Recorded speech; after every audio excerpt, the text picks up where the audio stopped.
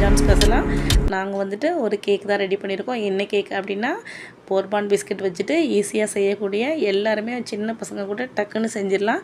அந்தளவுக்கு சூப்பரான சாஃப்டான கேக்கு தான் நாங்கள் ரெடி பண்ணியிருக்கோம். பாருங்கள், பார்க்கவே சூப்பராக இருக்குது. சாப்பிட்டு பார்த்தோம், அதை விட சூப்பராக இருக்குது. வாங்க நம்ம இப்போ வீடியோக்குள்ளே போய் எப்படி செய்கிறேன்னு பார்த்துடலாம்.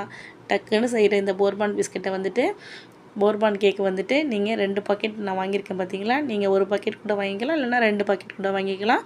நீங்கள் ஃபஸ்ட்டு ட்ரை பண்ணிங்கன்னா நீங்கள் 1 பாக்கெட்டே செஞ்சுங்க. உங்களுக்கு பிடிச்சிருந்துச்சுன்னா அப்புறம் நீங்கள் இன்னொரு 2 பாக்கெட் கூட போட்டு செஞ்சுக்கலாம்.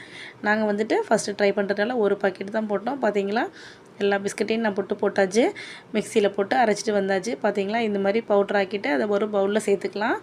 பவுலில் சேர்த்தாச்சு. பார்த்தீங்களா, பவுலில் எல்லாமே நல்லா பவுட்ராகி வந்ததுக்கப்புறம் சேர்த்துடுங்க. நான் இதில் வந்துட்டு ரா மில்க் தான் நான் வந்துட்டு ஆட் பண்ண போகிறேன். பச்சை பால் தான். நீங்கள் இதை கொஞ்சம் கொஞ்சமாக சேர்த்துட்டு மிக்ஸ் பண்ணுங்கள். மொத்தமாக சேர்த்துடாதீங்க.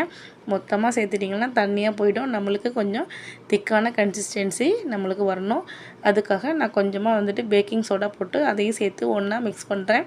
பத்தலைன்னா நீங்கள் கொஞ்சம் கொஞ்சமாக மில்க் சேர்த்து இது போல் மிக்ஸ் பண்ணி விடலாம். நல்லா மிக்ஸ் பண்ணிவிட்டு நீங்கள் சுகர் கூட சேர்த்துக்கலாம்.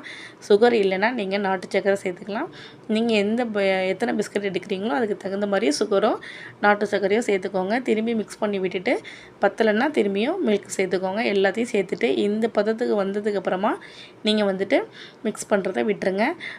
நீங்கள் எந்த பாக்ஸ் வந்து நீங்கள் வைக்க போகிறீங்களோ, குக்கரில் வைக்கிறீங்களோ இல்லைன்னா வந்து தோசை தவாவில் வைக்கிறீங்களோ அது உங்களோட சாய்ஸு. நான் வந்து தோசை தவாவில் தான் வைக்க போகிறேன்.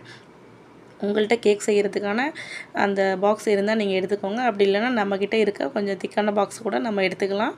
பாருங்கள், நான் அந்த பாக்ஸில் ஆயிலோ இல்லைனா நெய்யோ தடவிட்டு அதில் நான் ஊற்றி வச்சுட்டேன். பார்த்தீங்களா, ஒரு 20 மினிட்ஸ் அளவுக்கு நம்மளுக்கு குக் பண்ணால் போதும். நம்மளுக்கு கரெக்டாக ரெடி ஆயிரும். நீங்கள் வெந்துட்டு இருக்கும்போது அந்த லிட்டை ஓப்பன் பண்ணிவிட்டு பாருங்கள், இந்த மாதிரி குச்சியில் ஒட்டுனுச்சுன்னா நம்மளுக்கு வந்துட்டு கேக் வந்துட்டு ரெடி ஆகலைன்னு அர்த்தம். திரும்பியும் நீங்கள் மூடி போட்டு மூடி வைங்க.